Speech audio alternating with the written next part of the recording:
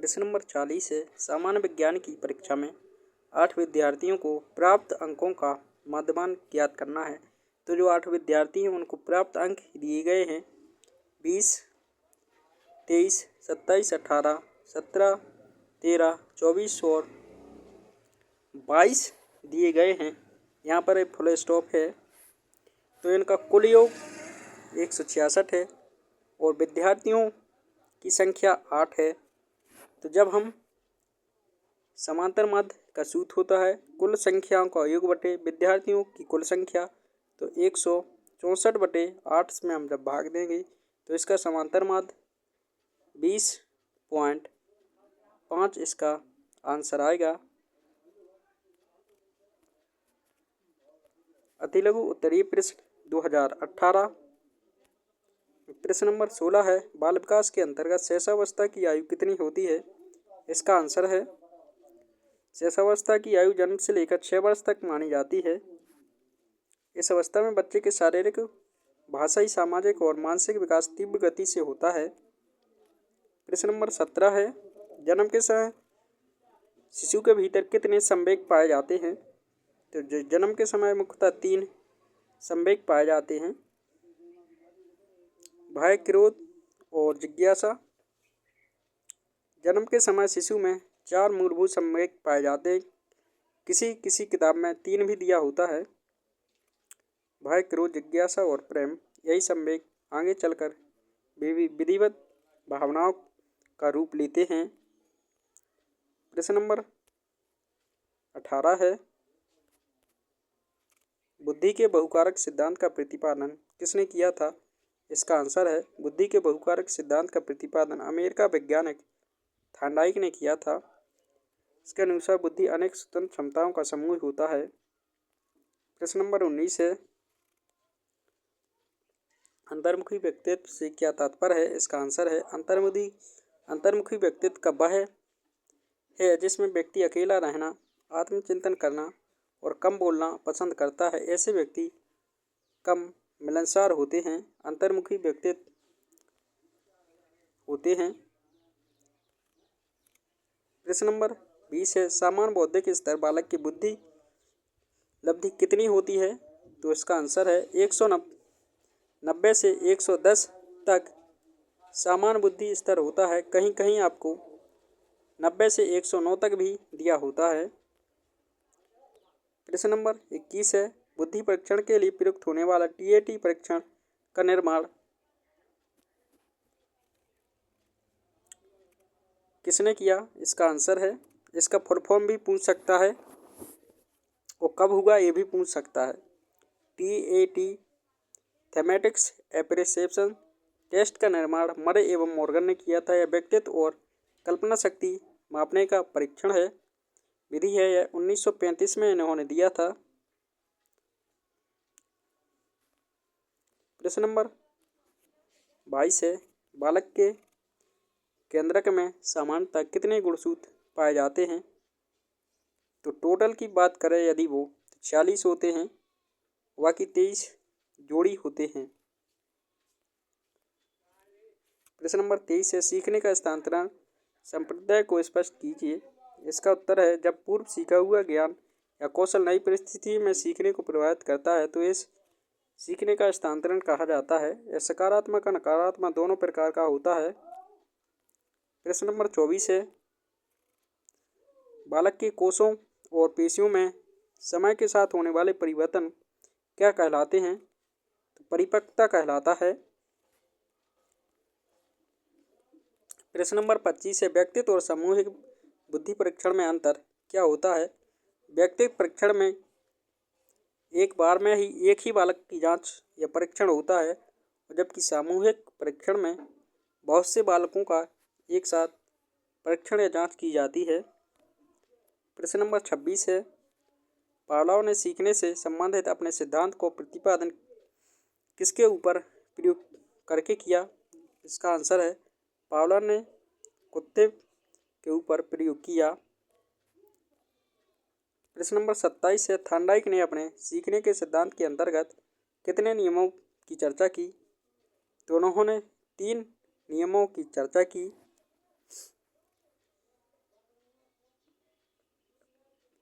संयुक्ता, अभ्यास और परिणाम। इसके अंतर्गत गौड़ नियम है। प्रश्न नंबर 28 है, प्यास, भूख, निद्रा और प्रतिष्ठा में कौन सा अर्जित अभिप्रेरणा है? प्रतिष्ठा अर्जित अभिप्रेरणा है, क्योंकि यह अनुभव और सामाजिक वातावरण से विकसित होती है। प्रश्न नंबर 29 है, सीखी गई सामग्री को पुनः स्मरण करने की असफलता क्या कहलाती है? तो विस्मृति कहलाती है, फॉरगेटिंग कहलाती है। प्रश्न नंबर 30 है, किसी अवर्गीकृत परिदृश्य में सबसे अधिक बार आने वाली संख्या क्या कहलाती है? सबसे अधिक संख्या बहुलक कहलाती है। लघु उत्तरीय प्रश्न 2018। प्रश्न नंबर 31 है, जन्म से किशोरावस्था तक बच्चे की सामाजिक भावना का विस्तार कीजिए।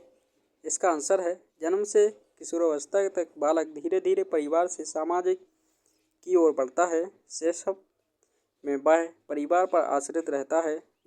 बाल्यावस्था में मित्रता, सहयोग और प्रतिष्ठा की भावना विकसित होती है। किशोरावस्था तक आकर उसमें नेतृत्व, जिम्मेदारी और समाज सेवा की भावना बढ़ जाती है। प्रश्न नंबर 32 है, बच्चे के मानसिक विकास में वंशानुक्रम और वातावरण का सापेक्ष महत्व पर समीक्षात्मक व्याख्या कीजिए। इसका आंसर है, मानसिक विकास में वंशानुक्रम बालक की बौद्धिक क्षमताओं पर आधारित रहता है, जबकि वातावरण उनके विकास की दिशा और स्तर तय करता है। केवल वंशानुक्रम से विकास अधूरा रहता है। उचित वातावरण और प्रशिक्षण मिलने पर क्षमताओं का सही विकास संभव होता है। दोनों आपसी सहयोग आवश्यक है। प्रश्न नंबर 33 है, सीखने के पठार के कारण उन्हें दूर करने के उपाय बताइए। इसका आंसर है, सीखने में पठार थकान, रुचि की कमी, कठिन विषय वस्तु और अभ्यास की कमी से आता है। इसे दूर करने हेतु विश्राम, शिक्षण को रोचक बनाना, उचित प्रोत्साहन तथा नए तरीके से अभ्यास करना आवश्यक है। इससे छात्र में पुनः उत्साह और सीखने की गति आती है। प्रश्न नंबर 34 है, पावलोव के संबंध प्रतिक्रिया सिद्धांत क्या है? इस सिद्धांत का चित्र भी बनाइए। इसका आंसर है, पावलोव ने संबंध प्रतिक्रिया सिद्धांत बताता है कि यदि तटस्थ या उद्दीपन घंटी को बार बार प्राकृतिक उद्दीपन भोजन के साथ प्रस्तुत किया जाए तो तटस्थ उद्दीपन की प्रतिक्रिया उत्पन्न हो जाती है। यह सीखना क्लासिकल कंडीशनिंग कहलाता है। यहाँ पर घंटी है और भोजन है, यहाँ कुत्ता की लार जो है कि उसकी आने लगती है। प्रश्न नंबर 35 है, अभिप्रेरणा किसे कहते हैं? अभिप्रेरणा के प्रकार बताइए। इसका आंसर है, किसी कार्य को करने हेतु प्रेरित करने वाली आंतरिक शक्ति को अभिप्रेरणा कहते हैं। इसके प्रकार हैं, नंबर 1 जन्मजात, नंबर 2 और अर्जित। जन्मजात में अभिप्रेरणा जैसे भूख, प्यास और निद्रा है। अर्जित प्रेरणा में जैसे प्रतिष्ठा, सफलता, पुरस्कार यह सीखने को और कार्यक्षमता को बढ़ाने में सहायक हैं। प्रश्न नंबर 36 है, ध्यान एवं रुचि में क्या संबंध है? एक ऐसी सूची बनाइए जिससे आप कक्षा में बच्चों में रुचि उत्पन्न कर सकते हैं। इसका आंसर है, ध्यान रुचि का ही परिणाम है। जिस विषय में रुचि होगी वहाँ स्वतः ध्यान केंद्रित होता है। कक्षा में रुचि उत्पन्न करने हेतु चित्र, कहानी, खेल, प्रश्नोत्तरी, चर्चा, प्रयोग, ऑडियो विजुअल साधनों का उपयोग किया जाता है। प्रश्न नंबर 37 है, शिक्षा में व्यक्तित्व भिन्नता के प्रभाव की विवेचना कीजिए। इसका उत्तर है, प्रत्येक बालक की रुचि, क्षमता और गति और बुद्धि अलग अलग होती है।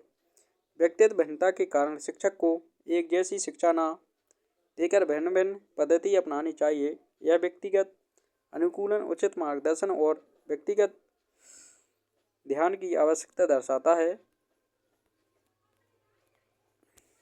प्रश्न नंबर 38 है, स्मृति को परिभाषित कीजिए। स्मृति के विभिन्न प्रकारों को उदाहरण से देकर समझाइए। इसका आंसर है, सीखी हुई सामग्री को मन में सुरक्षित रखना और आवश्यकता पड़ने पर स्मरण करना स्मृति है। इसके प्रकार हैं, तात्कालिक स्मृति जैसे मोबाइल नंबर याद करना। नंबर 2, दीर्घकालिक स्मृति जैसे जीवन के अनुभव। नंबर 3, यांत्रिक और तर्कपूर्ण स्मृति। प्रश्न नंबर 39 है, आप कक्षा में बच्चों के भूलने की क्रिया को कैसे नियंत्रित करेंगे? भूलने की गति को रोकने के उपाय सुझाइए या लिखिए। इसका उत्तर है, भूलने को नियंत्रित करने के लिए पुनरावृत्ति, अभ्यास और पुनः प्रयोग आवश्यक है। शिक्षण को रोचक बनाना चाहिए। प्रश्न उत्तर, खेल, उदाहरण और दृश्य सामग्री सीखना स्थायी होता है। प्रश्न नंबर 40 है, सांख्यिकी से आप क्या समझते हैं? सांख्यिकी के प्रकारों का संक्षेप में चर्चा कीजिए। इसका आंसर है, सांख्यिकी वह विज्ञान है जिसमें संख्यात्मक तत्वों को संग्रहित करना, वर्गीकृत करना, सारणीबद्ध करना और प्रस्तुत करना तथा उनका विश्लेषण करके निष्कर्ष निकालना शामिल है। शिक्षा, मनोवैज्ञानिक, अर्थशास्त्र आदि क्षेत्रों में सांख्यिकी का प्रयोग किया जाता है। सांख्यिकी 2 प्रकार की होती है। नंबर 1, वर्णनात्मक और नंबर 2, अनुमानात्मक। इसमें आंकड़ों को तालिका, आरेख, मध्य, बहुलक आदि रूप में प्रस्तुत करते हैं। और नंबर 2, अनुमानात्मक। इसमें आंकड़े के आधार पर निष्कर्ष, पूर्व अनुमान और निर्णय लिए जाते हैं। अति लघु उत्तरीय प्रश्न 2017। प्रश्न नंबर 16 है, बुद्धि लब्धि निकालने का सूत्र। तो इसको कई बार हम रिपीट हो चुका है। प्रश्न नंबर 17 है, सृजनात्मकता से आप का क्या आशय है?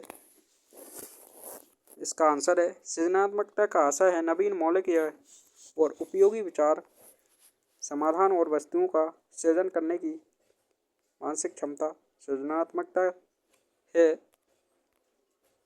प्रश्न नंबर 18 है, व्यक्तित्व की एक परिभाषा लिखिए। अल्पोर्ट के अनुसार व्यक्तित्व व्यक्ति के मानववैज्ञानिक तंत्रों का वह संगठन है जो उसके व्यवहार को अद्वितीय बनाता है। प्रश्न नंबर 19 है, रोसा परीक्षण विधि किस मनोवैज्ञानिक ने आरंभ किया था? तो हरमन रोसा ने रोसा परीक्षण दिया था। प्रश्न नंबर 20 है, मध्यमान का उपयोग कब किया जाता है? इसका आंसर है, जब आंकड़ों का वितरण असामान्य या चरम मानों वाला हो तब मध्यमान का उपयोग प्रतिनिधित्व मान निकालने के लिए किया जाता है। प्रश्न नंबर 21 है, माध्यांक की कोई एक परिभाषा लिखिए। तो माध्यांक पैमाना है जो श्रेणी को 2 बराबर भागों में बांटता है। माध्यांक या समांतर मध्य कहलाता है। प्रश्न नंबर 22 है, सीखने के वक्र में सीखने में उन्नति होना किस रूप में प्रदर्शित होती है? सीखने में उन्नति का वक्र ऊर्ध्वगामी या ऊपर उठती हुई रेखा से प्रदर्शित की जाती है। प्रश्न नंबर 23 है, बालक की वृद्धि कब रुक जाती है? तो 20 से 22 वर्ष तक बालक की वृद्धि रुक जाती है। प्रश्न नंबर 24 है, टीएटी का संबंध किससे है? थेमेटिक्स एपरसेप्शन टेस्ट संबंध व्यक्तित्व और कल्पनात्मक विचारों के मापन से है। प्रश्न नंबर 25 है, स्मृति का मुख्य कार्य क्या है? पूर्व अनुभवों को संचित करना, पुनः स्मरण करना और आवश्यकता पड़ने पर उनका प्रयोग करना स्मृति कहलाता है। सक्रिय विस्मृति क्या है? सक्रिय विस्मृति सियासा है नई जानकारियों के प्रभाव से पुरानी विस्मृति दब जाना सक्रिय स्मृति है। प्रश्न नंबर 27 है, अभिप्रेरणा का क्या अर्थ है? व्यक्ति को किसी लक्ष्य की ओर कार्य करने हेतु प्रेरित करने वाली आंतरिक शक्ति को अभिप्रेरणा कहते हैं। प्रश्न नंबर 28 है, हल के अनुसार सीखने की प्रतिक्रिया का आधार क्या है? तो हल के अनुसार सीखने की प्रतिक्रिया का आधार अभिप्रेरण और बल वर्धन है। प्रश्न नंबर 29 है, सीखने की कोई एक परिभाषा लिखिए। क्रो एंड क्रो के अनुसार सीखना अनुभव और अभ्यास के द्वारा होने वाला स्थायी परिवर्तन है। प्रश्न नंबर 30 है, बच्चों के भाषा विकास में अवरोध के 2 कारण। तो घर का वातावरण में भाषा का अभाव, मानसिक या श्रवण संबंधी दोष। लघु उत्तरीय प्रश्न 2017, बाल विकास की आवश्यकता पर संक्षिप्त लेख लिखिए। इसका उत्तर है, बाल विकास की जानकारी शिक्षक और अभिभावक दोनों के लिए आवश्यक है। इसके द्वारा बालक की आवश्यकताओं, क्षमताओं और रुचियों को समझा जा सकता है। इससे उपयुक्त शिक्षण विधियां अपनाकर बालक का सर्वांगीण विकास किया जा सकता है। बाल विकास का अध्ययन शिक्षा प्रतिक्रिया को अधिक प्रभावशाली बनाता है। प्रश्न नंबर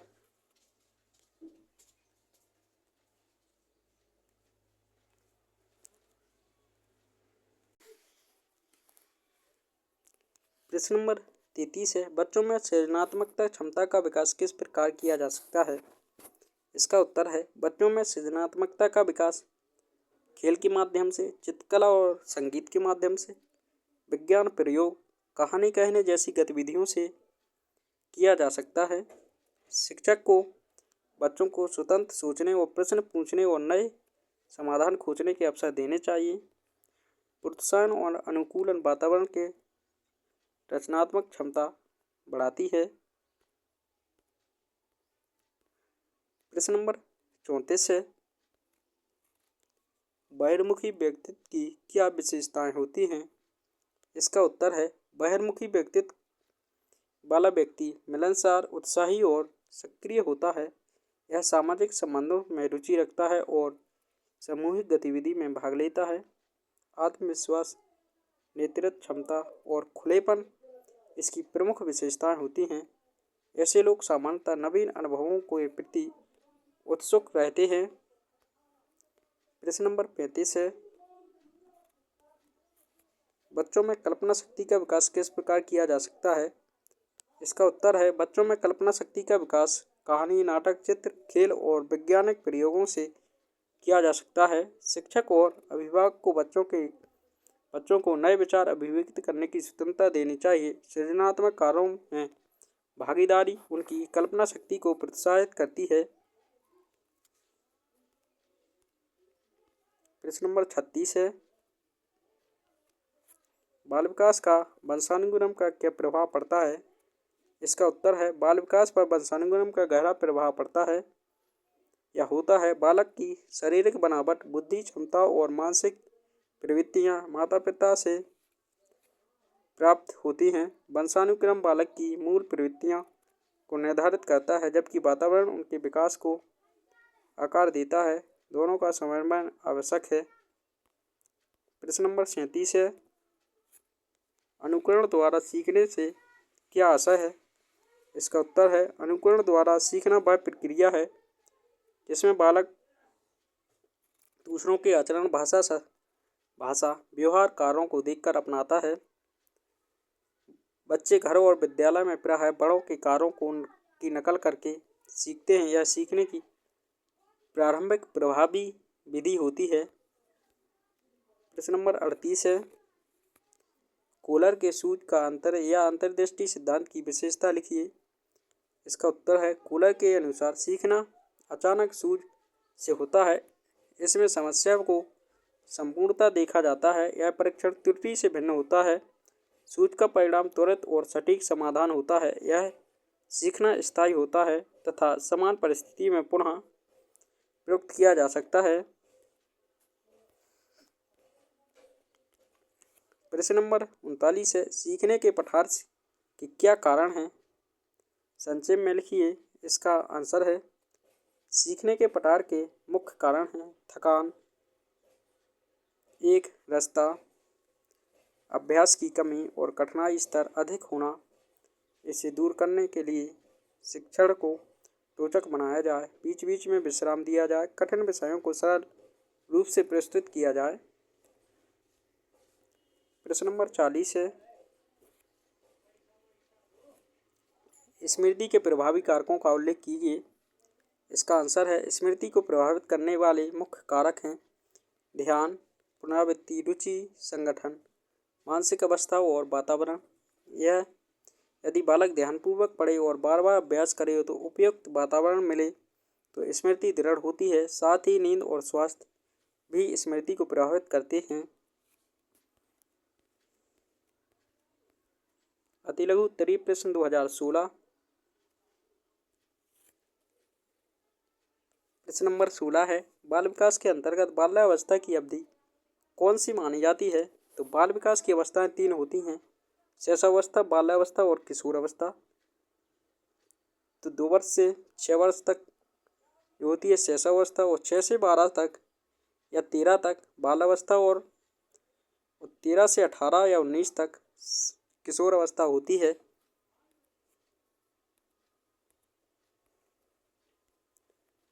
प्रश्न नंबर 17 है, अशिक्षित व्यक्ति या बालकों की बुद्धि का मापन किस परीक्षण से किया जाता है? तो अशिक्षित व्यक्ति या बालकों की बुद्धि का मापन प्रदर्शनात्मक परीक्षण से किया जाता है। इसमें मौखिक उत्तरों की आवश्यकता नहीं होती, बल्कि चित्रों और आकृतियों से बुद्धि जांची जाती है। प्रश्न नंबर 18 है, बालक के संवेगात्मक विकास से संबंधित विकासात्मक सिद्धांत का प्रतिपादन किसने किया था? इसका आंसर है स्टैनली हॉल।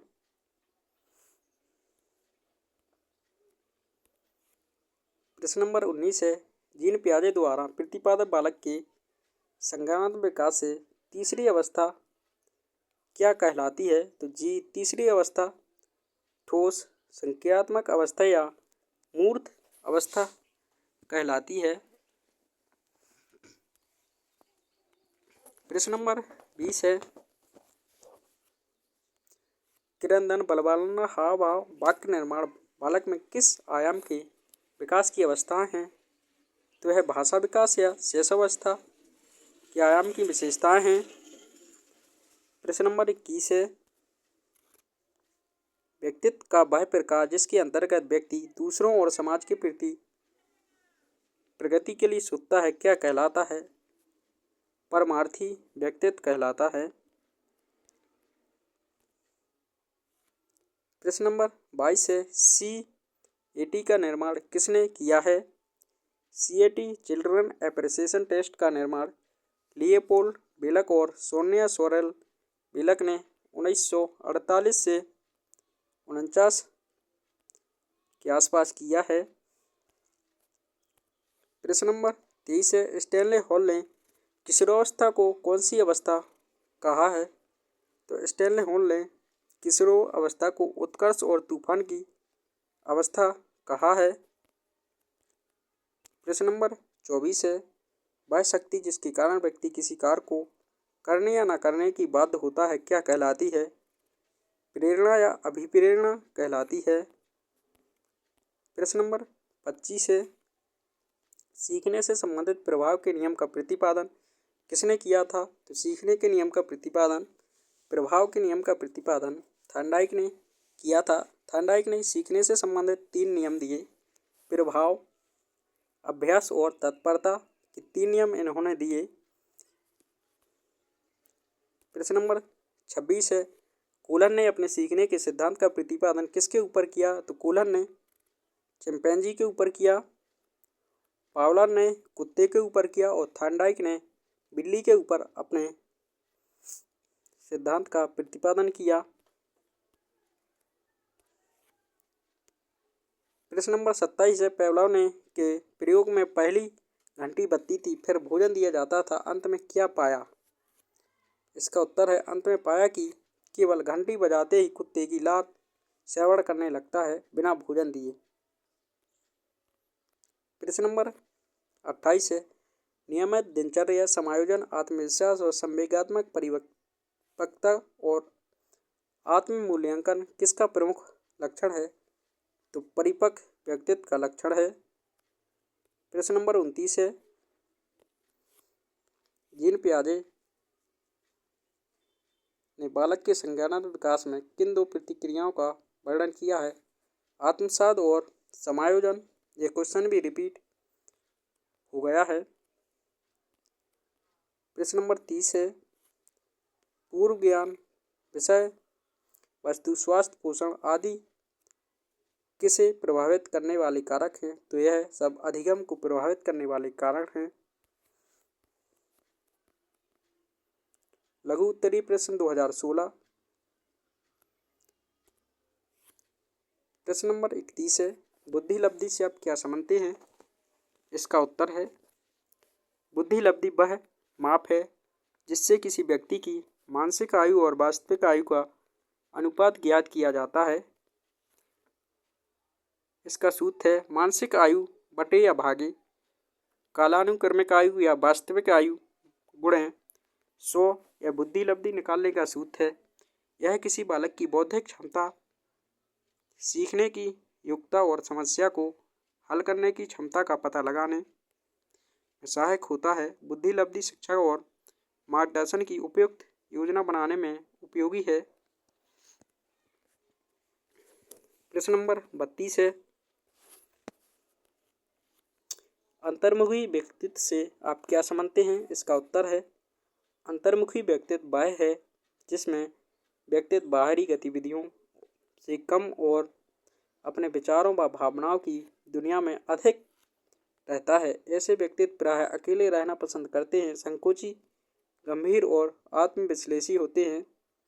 यह व्यक्तित्व दूसरों से कम मिलता जुलता है तथा आत्मचिंतन और मननशीलता की प्रवृत्ति अधिक होती है। साहित्य, संगीत, शोध और चिंतन में इसकी सफलता अधिक देखी जाती है।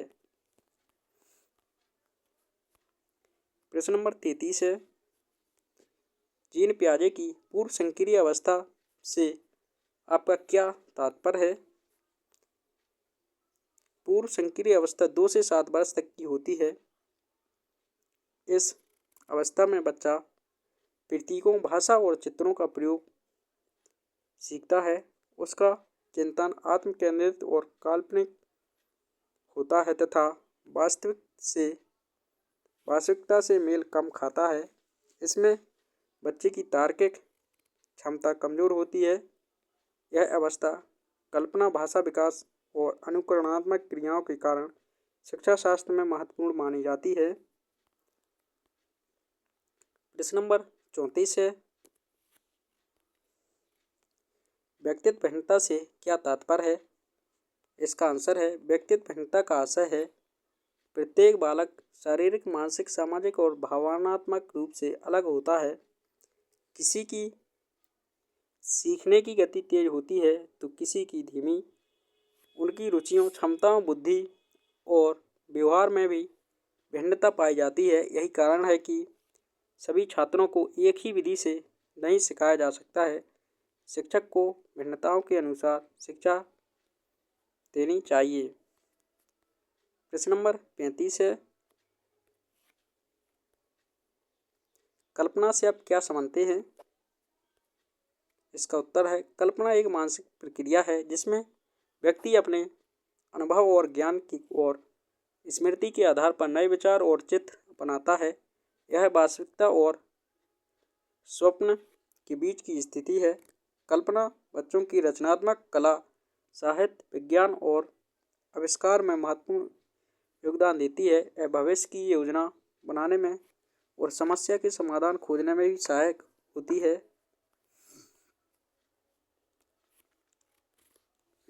प्रश्न नंबर 36 है, अनुकरण द्वारा सीखने से आपका क्या तात्पर्य है? इसका आंसर है, अनुकरण द्वारा सीखने का अर्थ है दूसरों के व्यवहार, भाषा, चाल ढाल और कार्यों को देखकर उनकी नकल करना।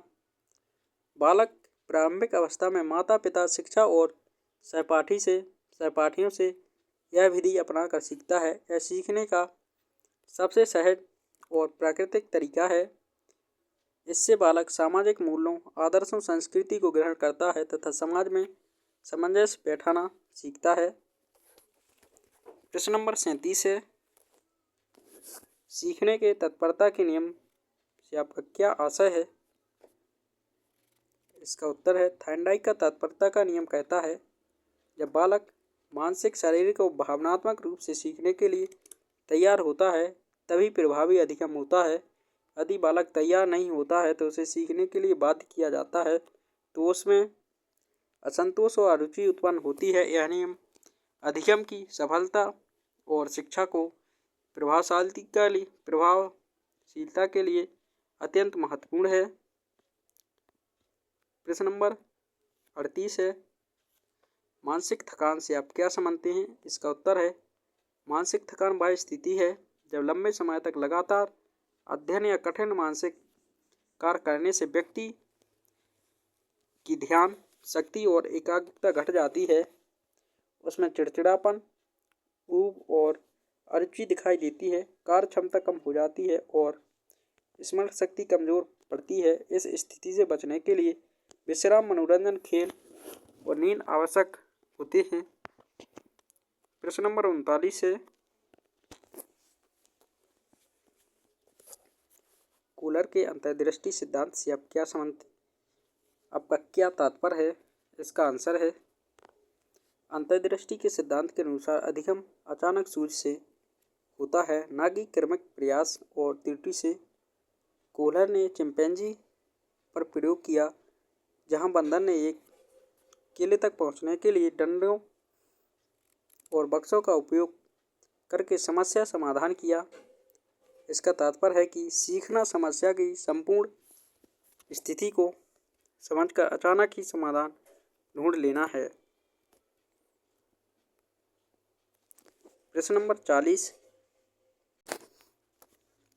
40 है, सीखने में परिपक्वता का क्या योगदान है, बताइए।